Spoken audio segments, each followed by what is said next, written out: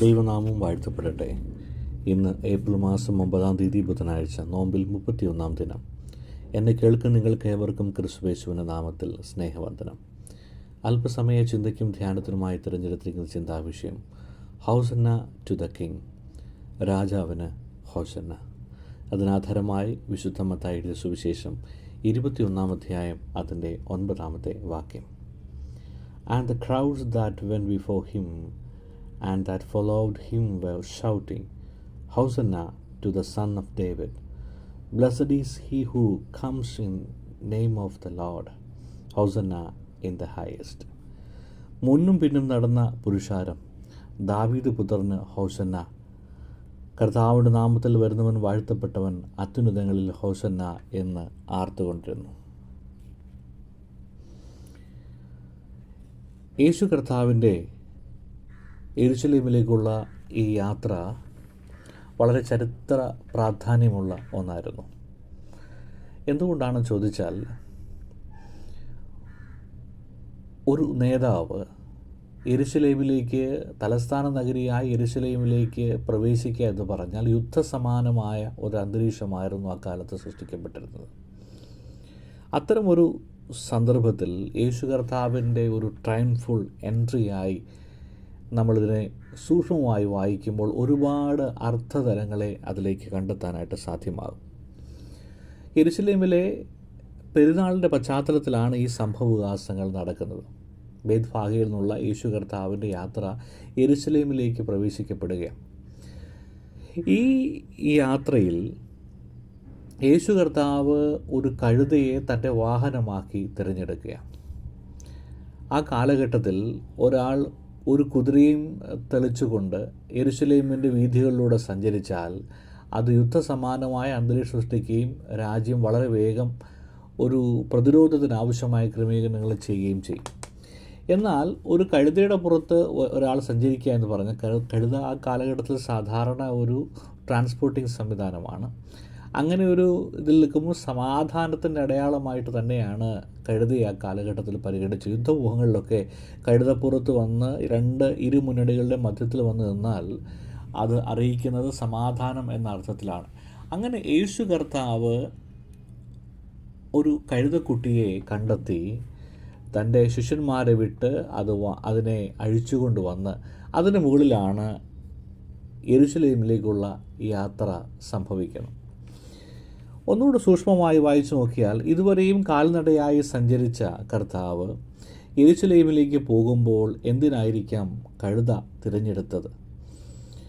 ഈ യാത്രയ്ക്ക് എന്തെങ്കിലും പർപ്പസ് ഉണ്ടായിരുന്നോ? ഈ യാത്രയുടെ അർത്ഥം എന്തായിരുന്നു? വ്യാഖ്യാനം എന്തായിരുന്നു? എന്നിങ്ങനെയുള്ള വൈവിധ്യമായ ചിന്തകളിലേക്ക് നമ്മൾ പ്രവേശിക്കുമ്പോഴാണ് ഈ യാത്രയുടെ അർത്ഥം നമുക്ക് മനസ്സിലാക്കാൻ കഴിയും. ശരിക്കും യേശു കർത്താവ് കഴുതപ്പുറത്ത് ഈ യാത്ര ചെയ്യുമ്പോൾ ഓൾറെഡി ഒരു ലീഡറായിരുന്ന, അല്ലെങ്കിൽ 10 ആളുകൾ ശ്രദ്ധിക്കുന്ന, പല മനുഷ്യരും ശ്രദ്ധയോടെ സാഗൂതം വീക്ഷിക്കുന്ന ഒരു പോപ്പുലർ ഫിഗറായിട്ട് കർത്താവ് ഈ സമയം കൊണ്ട് മാറിയിരുന്നു.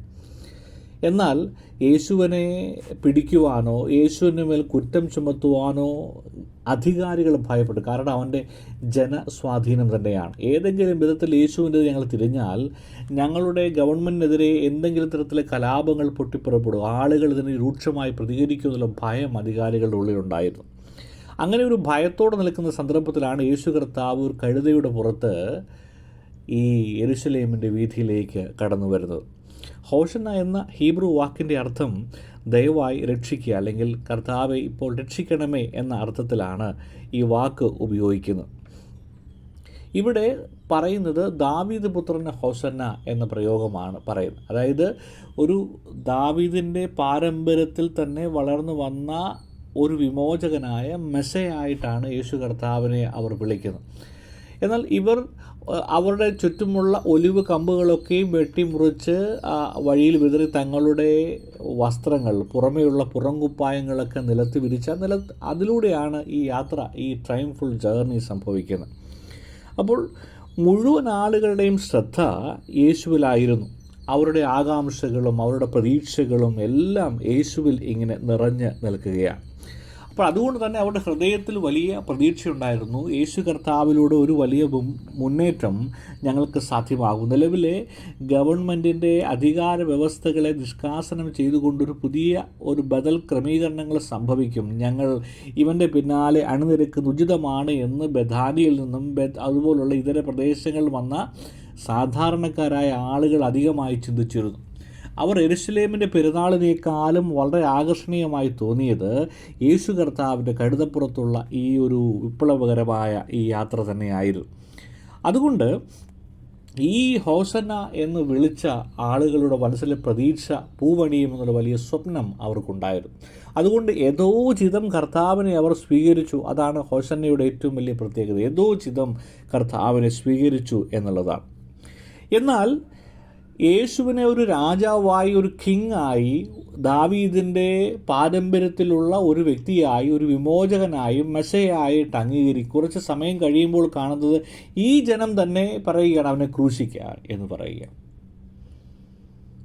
അപ്പോൾ ഒരേ സമയത്ത് തന്നെ സ്തുതിക്കുകയും മറു സൈഡിൽ തള്ളിക്കളയുകയും ചെയ്യുന്ന ഒരു മനോഭാവം നമ്മളിവിടെ കാണുകയാണ്. ശരിക്കും നമ്മളെ സംബന്ധിച്ചും ഈ നോമ്പ് കാലത്ത് നമ്മുടെ ജീവിതത്തെ പരിശോധിക്കുമ്പോഴും ഇങ്ങനെ തന്നെയാണ്. നമ്മൾ ദൈവത്തെ അധികമായി വിശ്വസിക്കുകയും അവനെ മഹത്വപ്പെടുത്തുകയും ചെയ്യും.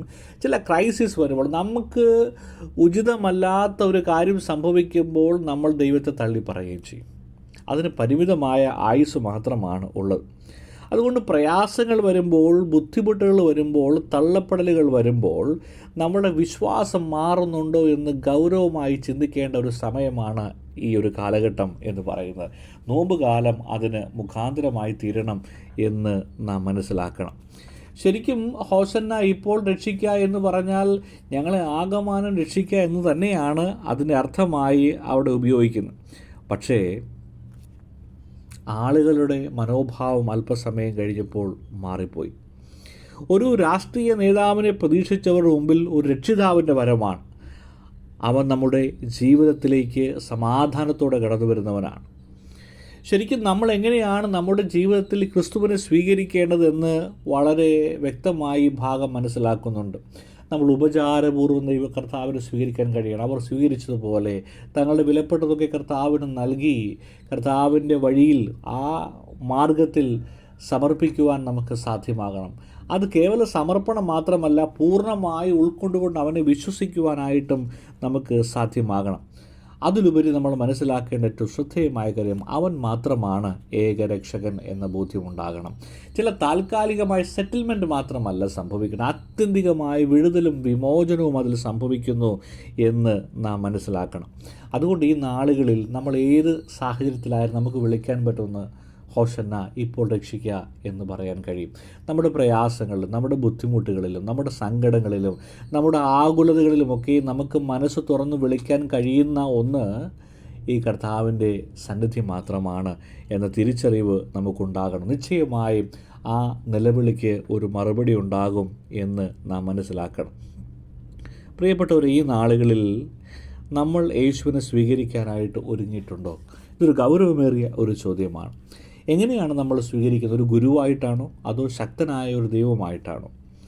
യേശുവിനെ രാജാവായിട്ടാണോ അതോ നമ്മളെപ്പോലെ ഒരു സാധാരണക്കാരനാണ്? ഏത് തരത്തിലാണ് നമ്മൾ കർത്താവിനെ മാനിക്കാൻ ആഗ്രഹിക്കുന്നത്?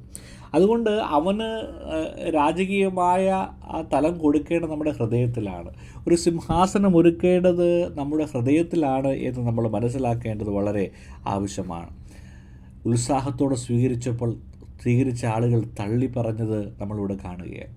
ഒരിക്കലും നമ്മൾ ആവേശപൂർവ്വം സ്വീകരിച്ച കർത്താവിനെ പാതി വഴിയിൽ ഉപേക്ഷിക്കുന്നവരായി നമ്മൾ മാറരുത്. നമ്മുടെ വാക്കുകൊണ്ടോ ചിന്തകൾ കൊണ്ടോ പ്രവൃത്തികൾ കൊണ്ടോ നിരൂപണങ്ങൾ കൊണ്ടോ ഒരിക്കലും കർത്താവിനെ തള്ളിപ്പറയുവാനായിട്ട് നമ്മൾ ഒരുങ്ങരുത് എന്നതും ഈ ഭാഗം നമ്മളെ ഓർമ്മപ്പെടുത്തുകയാണ്. അതുകൊണ്ട് നമ്മുടെ ജീവിതത്തിൽ അവൻ സമാധാനത്തിൻ്റെ രാജാവാണ്, സന്തോഷത്തിൻ്റെ രാജാവാണ്, പ്രത്യാശയുടെ രാജാവാണ്. ആ തിരിച്ചറിവ് നമുക്കുണ്ടാകുവാൻ നമുക്ക് സാധ്യമാകട്ടെ. നമ്മുടെ ജീവിതത്തിലെ ഓരോ നിലവിളികൾക്കും അർത്ഥമുണ്ട് എന്ന് തിരിച്ചറിഞ്ഞുകൊണ്ട് ഹോസന്ന ഇപ്പോൾ രക്ഷിക്കുക എന്ന് പറയുമ്പോൾ നമ്മുടെ ജീവിതത്തിലെ സകല കഷ്ടങ്ങളിൽ നിന്നും വിടുവിക്കാൻ മതിയായവനാണെന്ന് ഉറച്ച ബോധ്യത്തോടുകൂടെ അവനെ വിശ്വസിക്കുകയും അവൻ്റെ വഴികളിൽ സഞ്ചരിക്കുകയും ചെയ്യുമ്പോഴാണ് ഈ നോമ്പുകാലം ഏറെ സന്തുഷ്ടകരമായി മാറുന്നത്. അതിനായി നമുക്കൊരുങ്ങാം. ദൈവത്തിൻ്റെ പരിശുദ്ധാത്മാവ് നമ്മെ സഹായിക്കുമാറാകട്ടെ. ആമേൻ. കണ്ണുകളെ അടയ്ക്കാം, പ്രാർത്ഥിക്കാം. സ്നേഹവാനായ ദൈവമേ, ഞങ്ങളുടെ അധരങ്ങളിൽ നിന്നും ഹോശന്ന എന്ന ശബ്ദം ഉയരുവാൻ, ഞങ്ങളെ രക്ഷിച്ച് വീണ്ടെടുത്ത് നിൻ്റെ നിത്യരാജ്യത്തിന് അവകാശികളാക്കി തീർക്കുവാൻ അവിടെ ഞങ്ങളെ സഹായിക്കണമേ. അവിടുത്തെ കൃപ അധികമായി ഞങ്ങളുടെ മേൽ പകരുകയും ഞങ്ങളെ നിറയ്ക്കുകയും ചെയ്യണം.